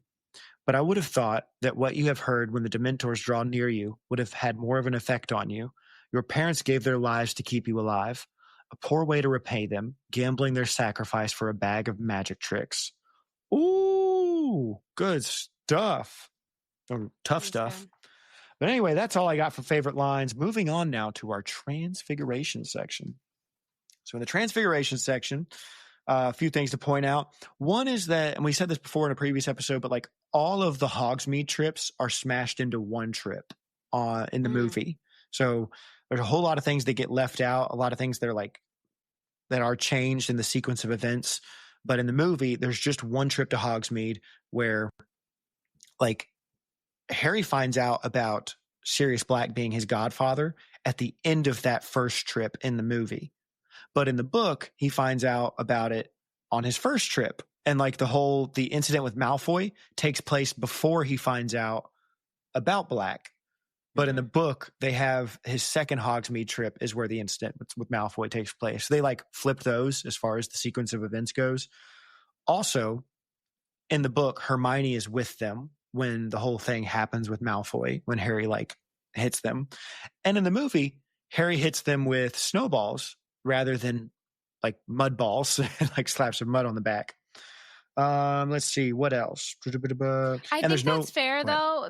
With the movie change with it being snowballs instead of mud balls. Yeah. Reading this book, me thinking of him like trying to like get the mud off of his hands and his pockets, and then Snape literally saying, "Turn out your pockets." And I'm like, oh, he's gonna see the mud. And then it's like, no, he doesn't. That's not even what we focus on. When Draco literally said he hit me with mud, it's like, you see mud, then you're done. Snow is a little harder to playing cover. Around. No, yeah, that's a good point as well. And it's more Christmassy. It's more like I can picture the music too. Whenever the first snowball comes out, like dun dun dun dun dun dun dun. It's I can't do it, but you know what I'm talking about. It's got that fun Harry Potter Christmas score going, and they're having a blast over there. The other thing to note is that there's no rush back to the castle, again, because Harry's cloak does not fall off of him. He stays hidden. And so Malfoy, Crabbe, and Goyle just run away, and the kids just hang around and laugh afterwards. Also, there is, what did I write? Hagrid Trip has Hermione. Oh, so when they go to see Hagrid in the movie, and Hagrid gives them a talking to about like pets and stuff, Hermione is there. So that's a bit of a change there. And again, it's a little squirrely because they mash up a bunch of these things into one Hagrid trip as well. They don't make Hermione disappear for very long. No, they don't. And in fact, like I said earlier, it was, even though they're disagreeing with each other, they're still in the room together. There's no just hanging out one over the other. The moment where Harry gets caught by Snape, like with the map, it doesn't happen this way. In the movie, it takes place at night when Harry's wandering around the castle, and then Snape just finds him wandering in the hallway. Turn out your pockets. Harry's wearing that hoodie, and he pulls it out. And then Lupin just happens to appear. Snape doesn't summon him. He just walks along. That's where we get the, Lupin. I love that book part because it's like such a because even Harry's like, what is going on?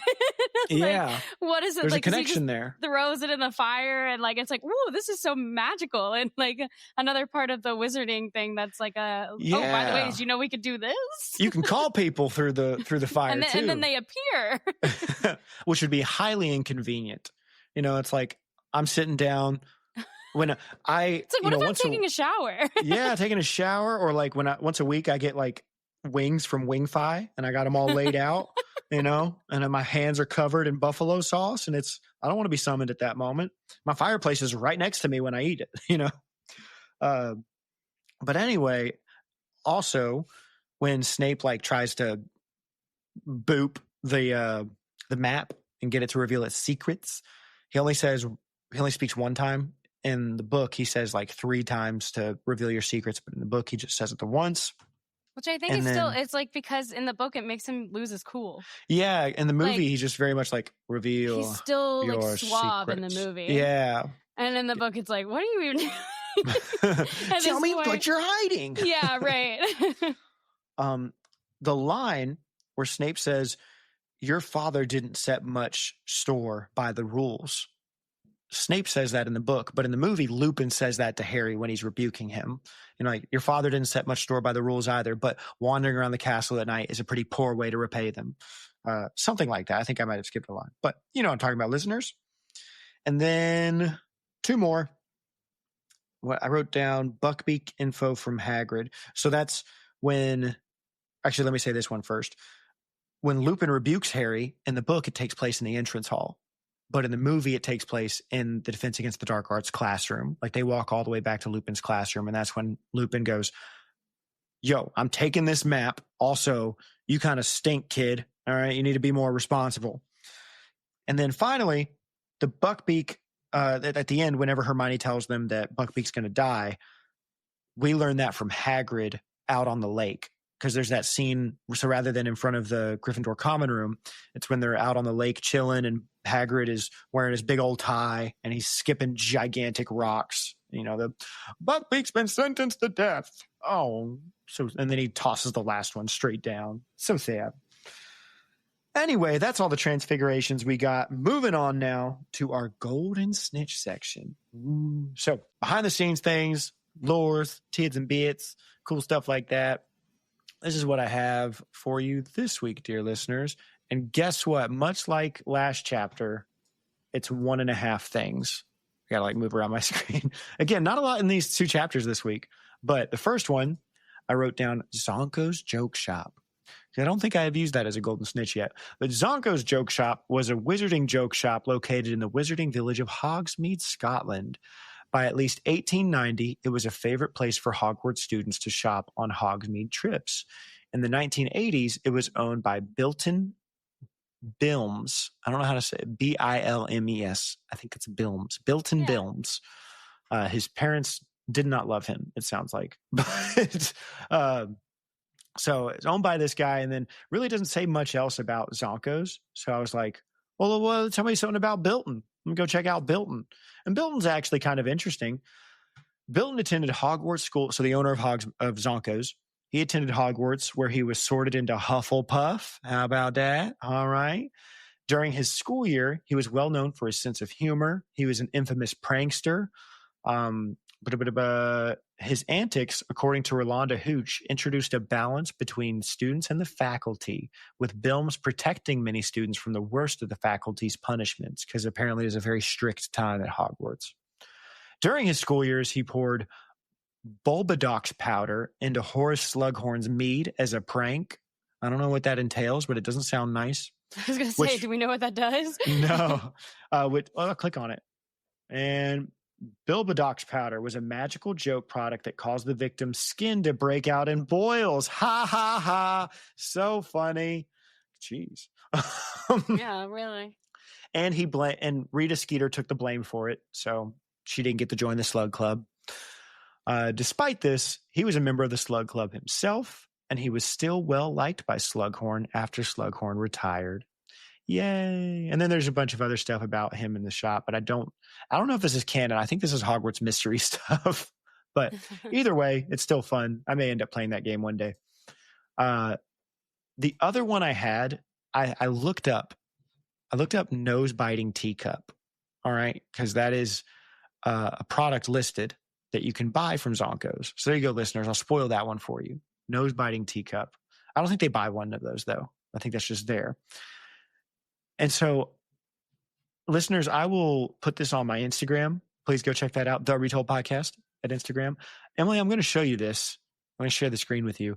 Okay. It is kind of horrifying what the Harry Potter wiki version of nose biting teacup looks like. Oh, I don't even know what to expect here. Look at that sucker. What in the world? Do you see the teeth form on it? And it comes in and bites? It's like, that's mean. I don't like it. Some jokes are, this is why I don't like April Fools. Some jokes are just mean. Yeah. That's really unpleasant. Yeah, not a fan. So anyway, that's all we got for this week for our Golden Snitches. And really, that's all we got for the main bulk of our episode. We're about to hop into our restricted section, our Prisoner of Azkaban. But before we get into that, if anybody who getting on out of here doesn't want to hear spoilers, thank you so much for listening this week. Emily, where can people find your podcast? I am Choose Your Fandom on Instagram and TikTok, and then there's links to everywhere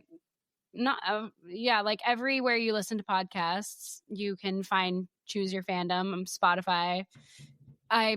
What is it? iTunes, Apple Music. Apple Podcasts. It's Apple That's Podcasts what it is. now. Yeah. I'm a loyal Spotify listener.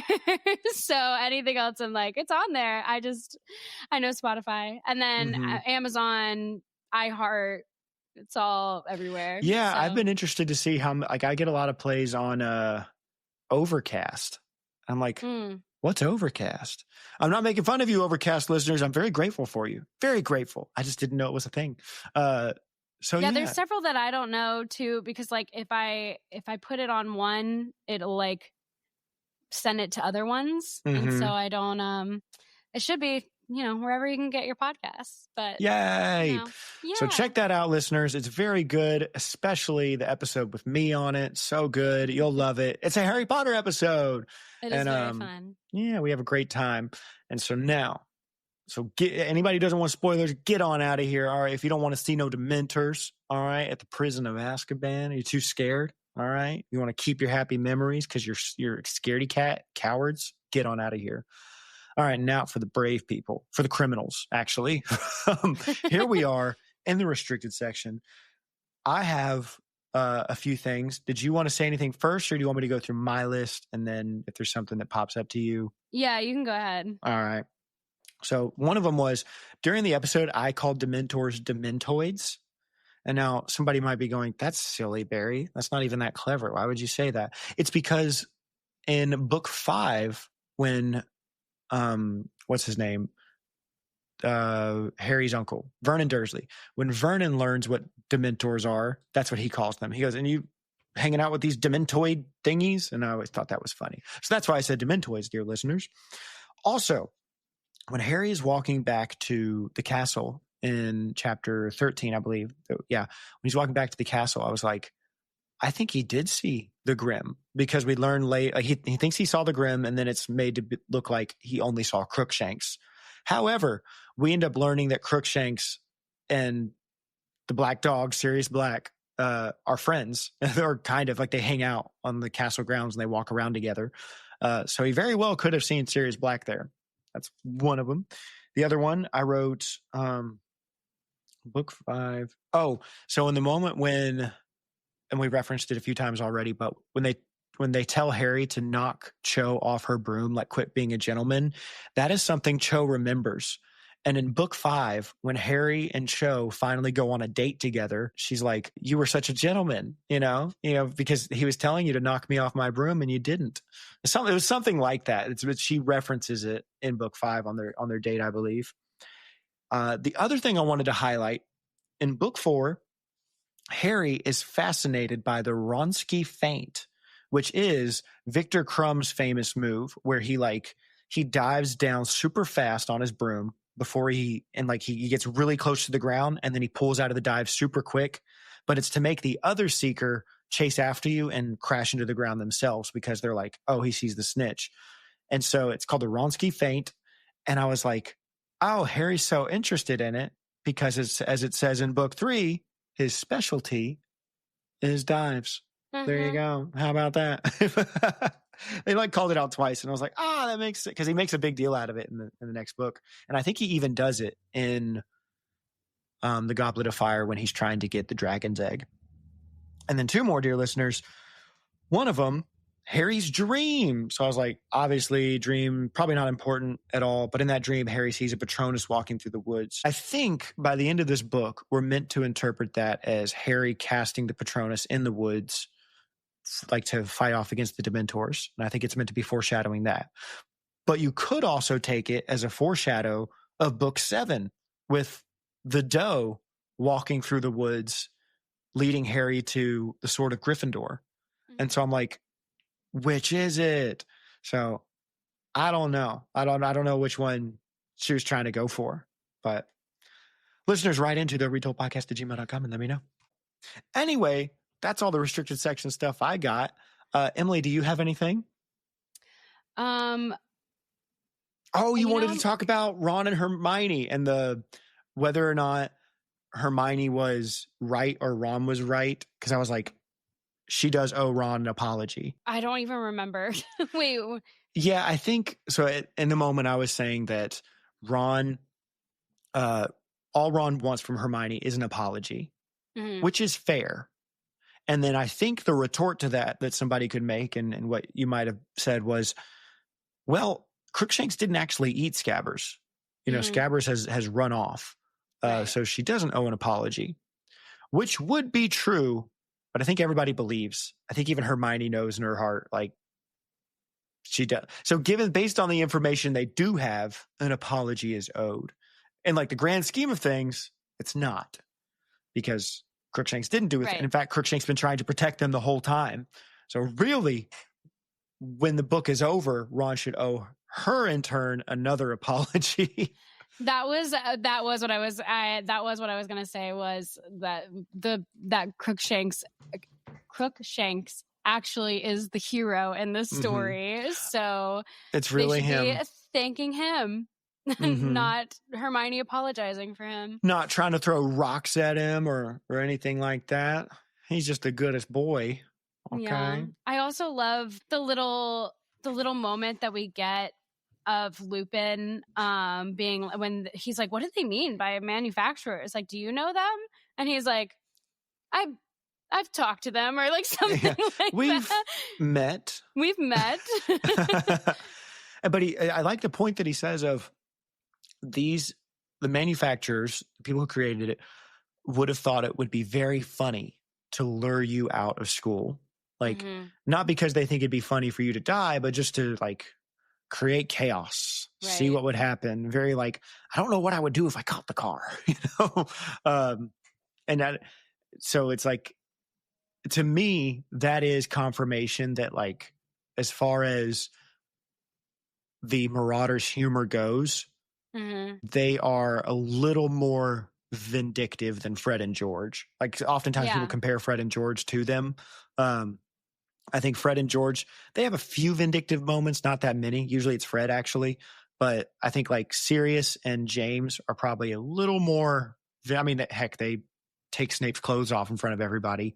And so this being like, they were kind of sadistic in their joking a little bit when they were younger.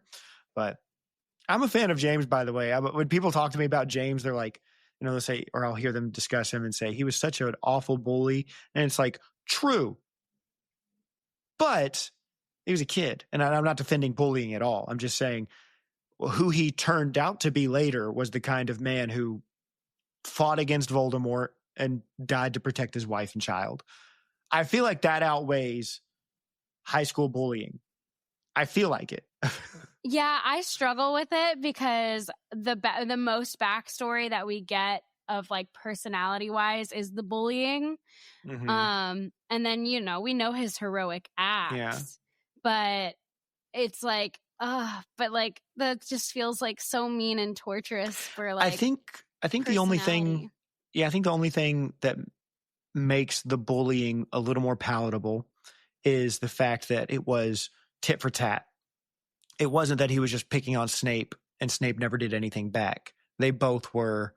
So rather than, like, you could call it bullying, or you could also call it, like, a school rival, like not a good school, like, rivalry. I feel like that's not, like, that's too light of a term, but it's mutual bullying, I guess you would say. Yeah, because you could also argue, like, it's not like he went around to anyone that he felt like was lower than him and had a, like, reputation of just bullying, like, a bunch of people. And he didn't join the Nazis. All right. He didn't join the Nazis. He didn't join the Nazis. That's fair. You know what? I hear people all the time talking about today that they're okay with bullying Nazis. That's a thing I hear out in the sphere. We don't get political here. I just hear that term used. And that's essentially what James did. Right? You know what? So if that's how you view the real world, I'm sure we can apply that to James Potter. That's pretty fair.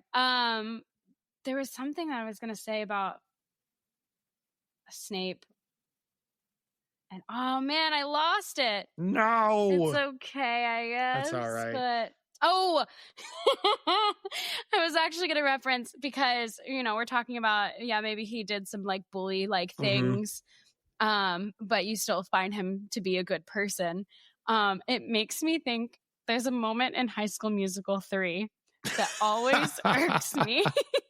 It always makes me upset, because Troy Bolton is supposed to be, like, the guy that, like, includes everybody, and, like, you know, he's supposed to be this great guy that is not only popular but is, like, very kind and different than the other jocks. But in High School Musical 3, they have the freshmen, like, because it's their senior year, and there's the two freshmen. It's like Rocket Man and, like, the other guy I don't remember. Yeah. But and they look up to him and Chad, and Chad and Troy, while they're in the locker room and, like, while they're in the shower, they steal their clothes and run through the school with their clothes. Why do they do that? They were, like, just to, like, pull a prank on them. It was like, it was almost a hazing thing. Yeah. Where they just, and, like, throughout the school, they're, like, in a towel running, trying to get their clothes back. And I'm like, I don't remember this scene. I used to watch that movie so much, and I have no recollection. Every time I see it, I'm like, how dare you? That's straight up bullying. Yeah, I think, like, the way you could kind of, again, I'm in the business of trying to assume the best of people. And I guess all forms of bullying, not okay. That goes without saying. I guess the only way to make it somewhat more palatable is perhaps their intention behind it, the way they view it, is to, like, it is an initiation. Maybe it happened to them, and looking back on it, it's a memory they laugh at and have fun. So I don't know. Maybe it's something like that. Still pretty messed up, though. Because I think they end on, like, on the stage. It's like Yeah, I something do where, remember like, that moment. They Yeah. like look and then someone like whistles and then he's like, Mhm. like, Yeah. but because they lead them to where Crap, I everyone forgot is about that laughing moment. at them. But That's funny. Yay. nah. Oh my But goodness. no, for some reason that was just reminding me of that, of like being a good person. But then because I Yeah. was like, who is this Troy? You're supposed to be great. Listen, if we're going to unfriend people because they do something wrong, all right, I got to unfriend myself. I don't agree with me from like a year ago. All right. Me, like, we are always changing people. Mm-hmm. Anyway, well, listeners, that was a wonderful episode. Emily, thank you for hanging out. Had a fantastic time talking about chapters 13 and 14. Like we said, go check out Emily's podcast. It is Choose Your Fandom on most of the platforms, guys. All right. I'm pretty sure whatever platform I'm on, she's also on. So check that out. If you want to hear her again, you can check out also my episode book 1, chapter 17. She's on that. You know what I'm kind of surprised by is that one actually has a crap ton of plays, like even more than some of my other ones, when it's just a 1 chapter episode. You know, like all my other ones are 2 chapters, but that one, I guess you're just that good, Emily. Well, your episode is also, I think it's still my most listened to. So, Yay! yeah. Fantastic. Good job, listeners. Thank you for checking out her show for that one, if you did. But yeah, so next week we will be back, and we'll be talking about chapters 15 and 16. Got another Potter influencer coming on, chit-chatting with y'all, so that'll be fun. But anyway, that's all we got for this week. Thank y'all. See ya. Goodbye. Bye. Thank you for listening to Retold. Artwork for this podcast was created by Rachel Ortlip. Music was created by Taylor Jarvis. And the Retold podcast is produced by me. That's right. I made this.